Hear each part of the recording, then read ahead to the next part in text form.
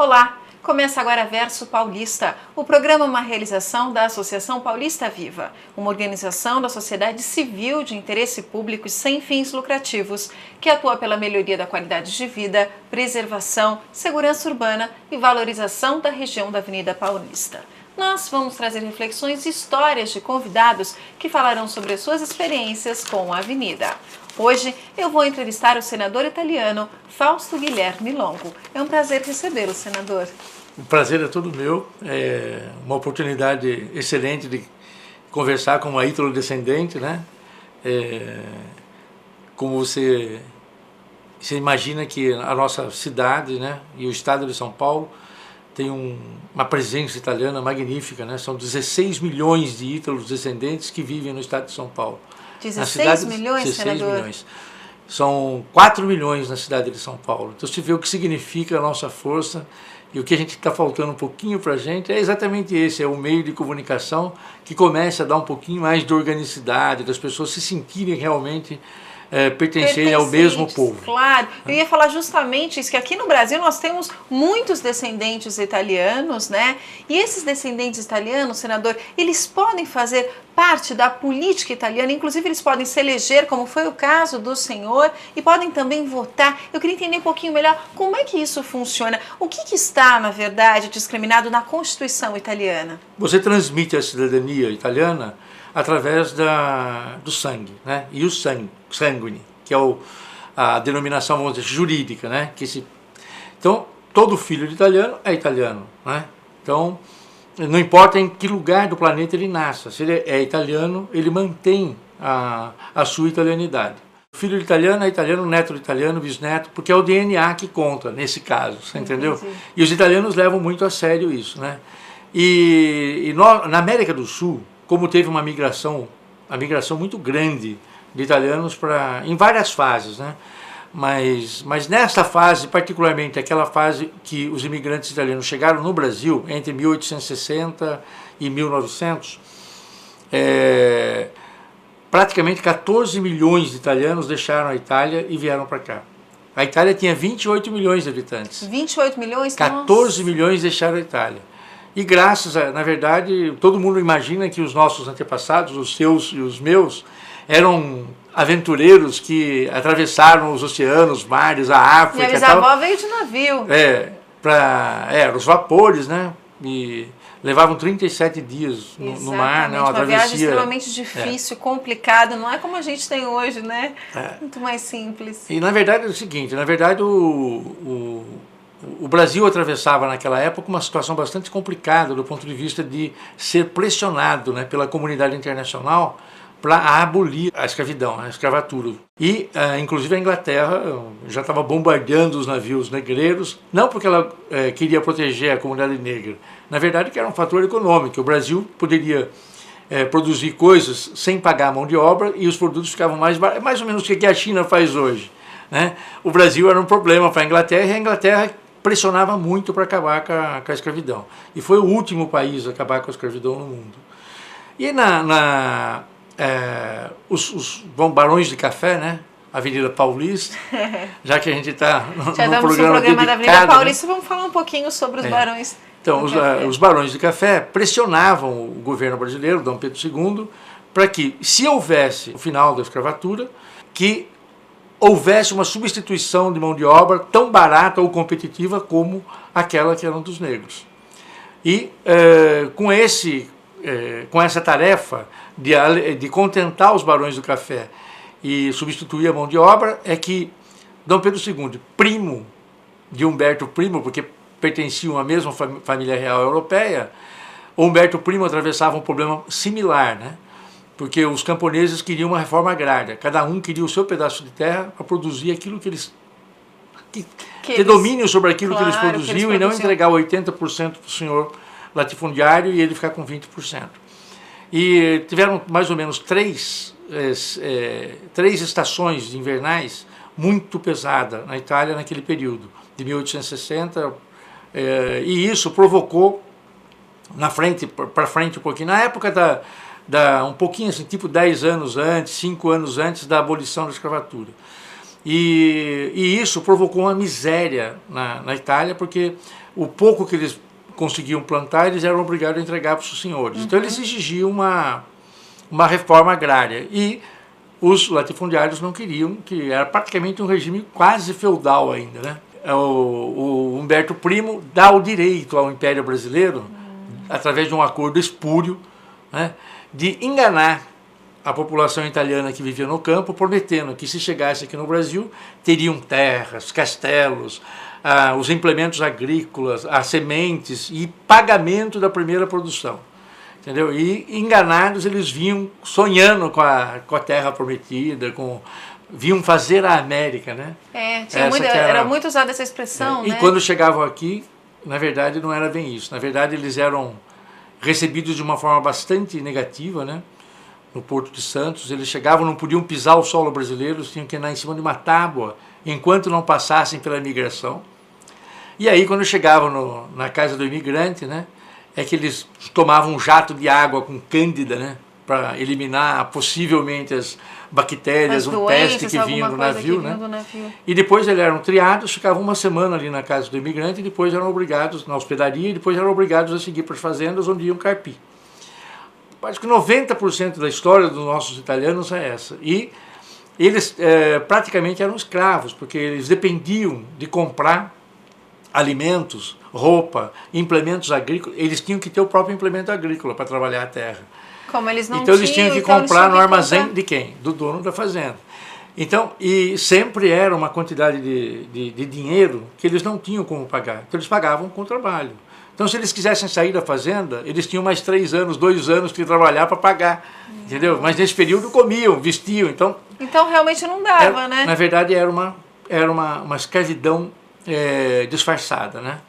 Até que começaram a se libertar, porque até então, a vinda dos italianos, as grandes fazendas, eles não consertavam, por exemplo, um arado, não faziam uma ferramenta, uma forja ou um arado, quebrava, ficava lá ao relento, mas os italianos começaram a perceber que eles podiam consertar uma forja, consertar um arado, uma carroça, e começaram as pequenas oficinas de manutenção, primeiramente ligadas às fazendas, e depois se tornavam libertos praticamente desses contratos leoninos, né? E acabaram começando as pequenas indústrias, pequenas oficinas mecânicas de transformação, e que se transformaram na Matarazzo, na Dedini, no Neto, nesses grandes grupos que Lupo, os grandes grupos de ítalos descendentes, e que se transformaram numa grande potência e que deram essa feição para a economia paulista e que se espalhou por todo o Brasil. E hoje, na verdade, nós temos, então, como o senhor mesmo falou, muitos descendentes italianos aqui no Brasil, e principalmente na cidade de São Paulo, né, senador? E esses italianos, eles podem participar da política? Então, nós temos 60 milhões de ítalos descendentes na América do Sul, 30 milhões no Brasil, 16 milhões em São Paulo.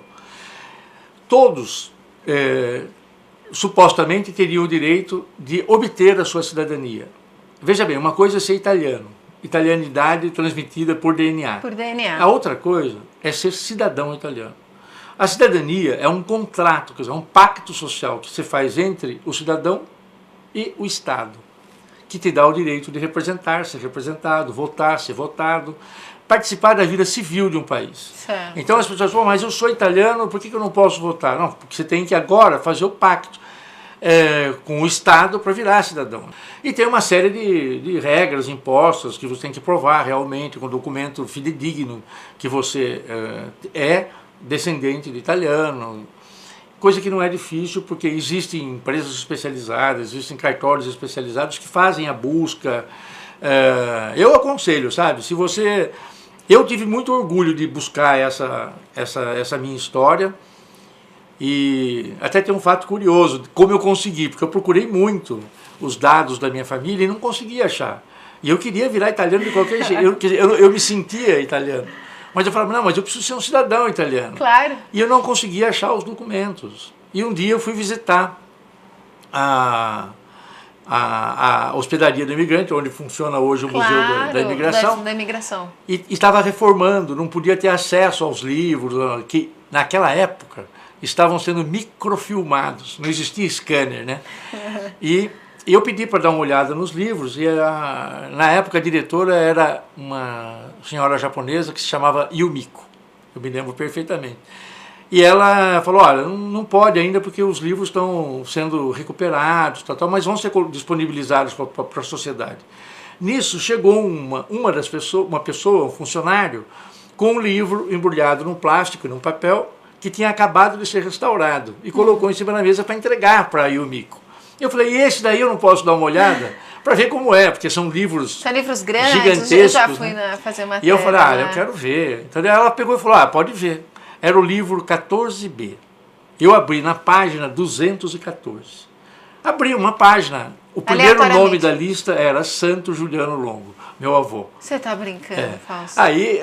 Aí o Mico falou, não acredito, nunca vi isso, né? Porque são 500 livros. Lógico. E aí ela falou, você vai levar o documento. Quer dizer, eu vou te fazer o documento de quando eles chegaram, que navio chegaram, que facilitava um pouco a minha vida, né? Era um comprovante. Não bastava isso para tirar a cidadania. Eu precisava achar o documento comprobatório, tipo certidão de casamento, certidão de nascimento, certidão de óbito, certidão de casamento do avô, do bisavô e tal. E era uma busca, né? E a minha família é de Amparo. E na época da Segunda Guerra, você sabe que os italianos se alinharam ao eixo do mal, né? Se aliaram ao nazista, né? Fascismo e nazismo. E os italianos que viviam aqui no Brasil eram perseguidos, eram desprezados, os japoneses também, eram desprezados nesse período de 40, no período grave da guerra e até um pouquinho depois, na década de 50, até 55, época da Guerra Fria.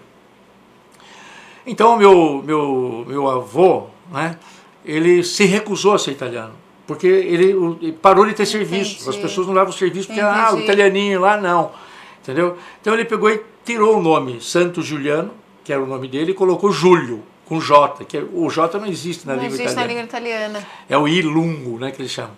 E pegou todos os ninguém mais falava italiano, proibido falar italiano, pegou todos os documentos da família, colocou numa caixa de metal, dentro de uma caixa de madeira, e enterrou no degrau, concretou no degrau da frente da casa.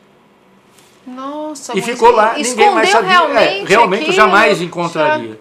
E no mesmo dia que eu fui na casa no Museu da Imigração, quando eu cheguei em casa de volta, eu liguei para o meu irmão José Benedito para dizer, olha, eu fui lá e contar o que aconteceu, que é uma coisa... Eu nunca vi nenhuma história nem parecida. É emoção, né? Uma coisa diferente que aconteceu.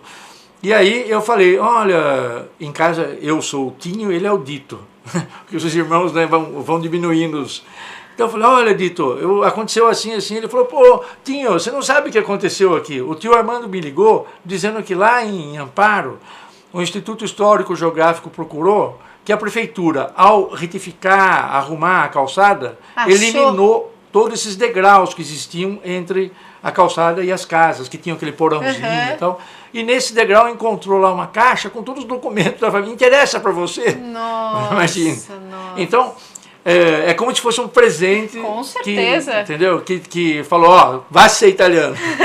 Aí que foi assim que eu virei italiano. Então, as pessoas precisam ter esses documentos, depois fazer com que esses documentos sejam devidamente traduzidos, né, até chegar de pai para filho, até chegar em você. Certo. E aí você comprova isso com um tradutor juramentado. Esses documentos são obrigados a ter um carimbo do ERESP dizendo que eles são autênticos, né? E você dá a entrada então no seu pedido de cidadania.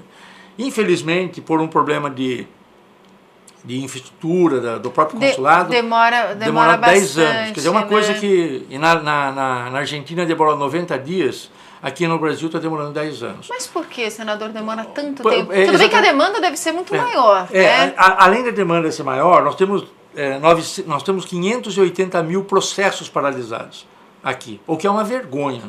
Né? Eu, como senador, minha obrigação é exigir que os organismos de governo cumpram o seu papel.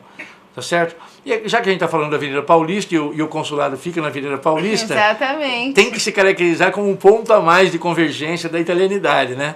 Eu acho que seria justo que o consulado buscasse ser um pouco mais veloz, um pouco mais empenhado em solucionar essa questão da fila da cidadania. Então, senador, eu queria falar um pouquinho dessa parte da política, né? As pessoas, então, que têm essa cidadania, elas podem ser candidatos, como foi o caso do senhor, podem votar. De que forma é feita essa votação? Para quais? Elas podem votar para o Senado? Como é que funciona? É o seguinte, quando você tira a cidadania, você é um cidadão igual a qualquer outro cidadão italiano. Embora você não viva no território, você é um cidadão italiano. Você tem os mesmos direitos. Portanto, não existe cidadão de segunda categoria, sempre de primeira. Então você tem todos os direitos, tá certo? E um dos direitos sagrados, né, que a Constituição italiana garante é a de representar e ser representado. Ou seja, se eu voto, eu também posso ser votado. Né? Então ela dá direito, conforme a quantidade de cidadãos existentes num certo território, ela dá o direito daquela comunidade ser representada. E a América do Sul tem direito de eleger 2 senadores e 4 deputados. 2 senadores e 4 deputados. 4 deputados, porque é a maior comunidade fora da Itália. A maior comunidade está aqui na América do Sul. E desses 60 milhões de ítalos descendentes, veja que a Itália tem 61 milhões. Quer dizer, você tem 80 milhões fora da Itália e 61 milhões na Itália. Na Itália, é um regime parlamentarista democrático, vamos dizer assim, representativo.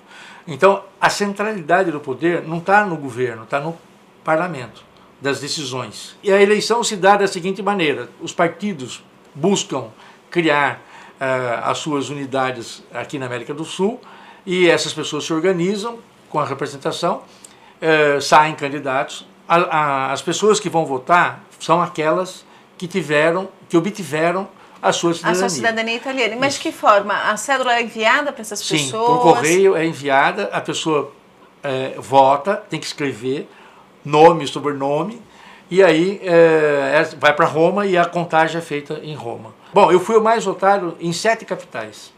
Mas isso o senhor explica de que Sem forma? sair da minha sala onde eu trabalhava na Fiesp, na Federação das Indústrias do Estado de São Paulo. Então, às vezes eu acho que o destino te põe algumas coisas que é para você cumprir alguma tarefa, alguma obrigação. Né? Então, eu acho que, por isso eu levo muito a sério o mandato que eu tenho, claro, porque realmente são 29 candidatos a senador na América do Sul. Eu não tinha participado da atividade política italiana jamais, né? E de repente saio convidado por um amigo para ajudá-lo. E aí o senhor é eleito como senador. E é eleito como senador. Então isso para mim tem um sinal de muita responsabilidade daquilo que eu tenho que me dedicar para fazer valer a pena. E o senador, o senhor já pode falar para a gente algumas propostas, algumas ideias que o senhor tem? Olha, são várias propostas relacionadas à Itália e 2 importantes que são relacionadas à cidadania aqui. A primeira delas é as mulheres que nasceram antes de 1948 não podem transmitir a cidadania. Porque elas não podem transmitir aquilo que não tinham. Porque as mulheres só passaram a votar e a serem votadas a partir de 48. E eu acho isso uma excrescência jurídica. Porque se a mulher, já que a gente fala que a transmissão é ius sanguine, e a mulher é que dá à luz, né? É ridículo que você não reconheça que as mães têm que transmitir a cidadania, o direito à cidadania, o direito. Se a pessoa quer, vai atrás. Claro. Mas o direito à cidadania tem que existir, né, como existe para o homem. É um absurdo, uma visão assim jurídica, para mim, assim, irracional. Entendeu? Ah, não, mas não existia o voto, então elas não podem... Pô, não existia. Se você reconheceu que houve um erro de 500 anos por não deixar elas participarem da vida... Por que agora não vai? Então eu apresentei um projeto de lei pedindo o reconhecimento, o direito das mulheres. O direito das mulheres. Lógico que é um processo... A tramitação é complicada. O outro projeto que eu acho que é interessante para a comunidade é que nós fomos aqui uma colonização muito forte dos trentinos. Do norte da Itália, os trentinos que vieram para cá, Nova Trento, em Piracicaba tem a Sant'Anna, Santa Olímpia, que é uma região só de tiroleses, só de trentinos, falam inclusive o dialeto trentino da época, né? E eles não podem transmitir a cidadania porque naquela época aquele território pertencia ao Império Austro-Húngaro. Passou a ser anexado à Itália depois da guerra, e como prêmio da guerra. Eu acho ridículo que, se um país passa a ser dono de um território, ele deve passar a ser dono do território, não só no seu sentido geopolítico econômico. Claro que não. Mas no sentido cultural, no sentido de tudo aquilo que é inerente ao povo que vive ali. Com certeza. E então eu apresentei esse projeto de lei e também vamos ver se consegue passar. E a terceira luta que eu estou empenhado foi que, bom, você anda por São Paulo, você vê o hospital sírio-libanês. O hospital, tudo na vizinhança da Paulista. Tudo na região aqui da Paulista. Aí o hospital, a Beneficência Portuguesa, o hospital alemão Oswaldo Cruz. E o hospital israelita lá, que é um pouquinho fora, né, lá, no Morumbi. E cadê o hospital italiano? O hospital italiano faliu, que é o antigo Hospital Matarazzo. E eu prometi para mim mesmo que eu ia fazer, resgatar esse trabalho e devolver a São Paulo um hospital ítalo-brasileiro. Ítalo-brasileiro porque eu quero que tenha essa característica de unidade entre a Itália e o povo que saiu da Itália e veio construir o Brasil. Nesse processo, eu consegui ganhar de presente o projeto arquitetônico do maior arquiteto do planeta hoje, de graça para São Paulo, que é do Renzo Piano. O mesmo que construiu o Bourg em Paris, o aeroporto de Osaka, que construiu a Universidade de Harvard. É um italiano, Renzo Piano, nos doou um projeto que custa mais ou menos 16 milhões de euros. Uma obra dele. Ele não tem nenhuma obra na América do Sul. Na América Latina, será a primeira obra do Renzo Piano fora do eixo Europa. E você já tem o terreno? E aí ganhamos, eu ganhei o projeto executivo de uma empresa trentina, pela ligação com Trento e tal, de uma empresa do Paulo Signoretti, chamada ATA Engenharia, me doou o projeto executivo, mais 6 milhões de euros. Aí com essas duas doações, eu vim falar com o prefeito Fernando Haddad, e o prefeito Fernando Haddad nos doou um terreno de 32 mil metros quadrados na Moca, na rua Jaibarás 251. Nossa, justo na Moca, que não é tão tradicional. Que a alma, né? A alma Itália aqui. E dos 490 milhões que a gente precisa para construir o hospital, para pôr em andamento, a gente já conseguiu 172. É pouco. Mas a gente vai conseguir viabilizar esse projeto e devolver para São Paulo um hospital ítalo-brasileiro, mas com aquela marca dessa Itália que existe hoje. Bom, senadora, já que a gente falou um pouquinho aqui da Itália, falamos também da Avenida Paulista, agora nós vamos falar sobre a campanha Eu Posso e Vou Fazer Mais por um Trânsito Seguro na região da Avenida Paulista. O objetivo é discutir uma convivência pacífica entre pedestres, motoristas, motociclistas e ciclistas. Até abril de 2015, serão promovidas ações sintonizadas com o movimento Maio Amarelo. O movimento ele chama a atenção da sociedade para um trânsito mais humano e responsável. A iniciativa é da Associação Paulista Viva, do Rotary Clube São Paulo Avenida Paulista, do Observatório Nacional de Segurança Viária e da OAB Seção de São Paulo. Em março, nós comemoramos o Dia Nacional dos Animais. Por isso, vamos mostrar como transportar nossos bichinhos de estimação com segurança. Veja! Transporte de animais em segurança. Assim como a vida de seu pet é importante para você, a sua com certeza está em primeiro lugar. Levar seu animal de estimação para o pet shop ou simplesmente para passear de carro é atividade rotineira para muitas pessoas. Para evitar os riscos de acidentes, poupar a saúde e a vida do seu companheiro e, consequentemente, a sua e dos demais ocupantes do veículo, devemos tomar algumas atitudes seguras em relação ao transporte de animais dentro dos veículos. O animal de estimação não pode ficar no banco da frente, no colo do passageiro e muito menos em porta-malas fechados de carros tipo sedã ou na caçamba, exceto em casos devidamente autorizados. Caso aconteça algum acidente, o risco do pet se ferir caso esteja solto é muito maior, podendo até ferir os ocupantes do veículo. Lembrando que seu cãozinho pode virar um urso caso esteja sem proteção dentro do veículo. Por isso, o correto é levar seu animal dentro do veículo sempre no banco de trás, utilizando uma caixa ou gaiola específica e até mesmo um cinto de segurança para sua espécie. Lembrando ainda que animais soltos podem saltar das janelas, potencializando os acidentes. Há casos em que o cão é tão grande que não há caixa que caiba no veículo. Para esses, recomenda-se o cinto canino e uma grade entre o motorista e o cachorro. Existem diversos equipamentos de segurança para variadas espécies. Para os cães e gatos, podem ser utilizadas caixas, grades, gaiolas, cintos, peitorais e coleiras, dependendo do porte do animal.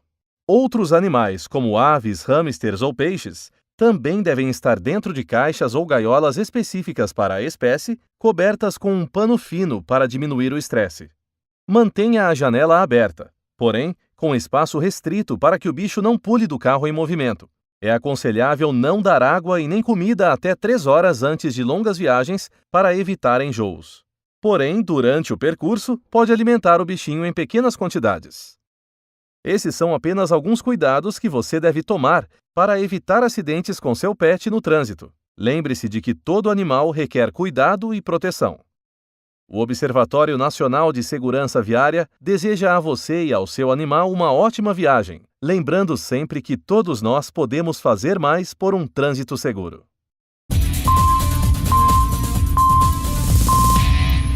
Às vezes as pessoas elas gostam do seu animal de estimação, mas não sabem como transportá-lo, né? E esse vídeo realmente ele dá algumas dicas importantes. Eu acho que é importante, inclusive, porque garante a segurança, inclusive do motorista, porque às vezes para tentar segurar o animal, pode acabar provocando algum acidente, né? Infelizmente nosso tempo já está acabando, mas antes de terminar o programa, eu gostaria que o senhor falasse rapidamente qual que é a sua experiência com relação à Avenida Paulista. Eu sou um apaixonado pela Avenida Paulista, realmente eu vejo a Avenida Paulista como uma tradução do espírito paulista, né? Ela segue a dinâmica do seu próprio tempo, quer dizer, ela está sempre atual e ali você sente a presença, por exemplo, da tecnologia da construção, da inovação, da informática. Você vê, ela pulsa, né? De uma forma que é a demonstração clara do ritmo, do espírito da cidade de São Paulo. Então eu sou um apaixonado pela Avenida Paulista. Maravilha, eu quero agradecer muito a sua presença, viu, senador? Muito obrigado, Alessandra. Eu quero te encontrar em Roma, como italiana. Tá certo? Se Deus quiser. Então eu agradeço bastante a oportunidade de a gente poder falar. Sei que eu falo um pouquinho demais. Muito obrigado pela oportunidade e parabéns pela forma como você conduz o seu programa. Muito obrigada pela presença, senador. E você pode mandar sugestões de pautas, indicar outros convidados. Escreva pra gente, versopaulista@associaçãopaulistaviva.org.br. O Verso Paulista fica por aqui. Obrigada pela sua companhia. Até o próximo programa.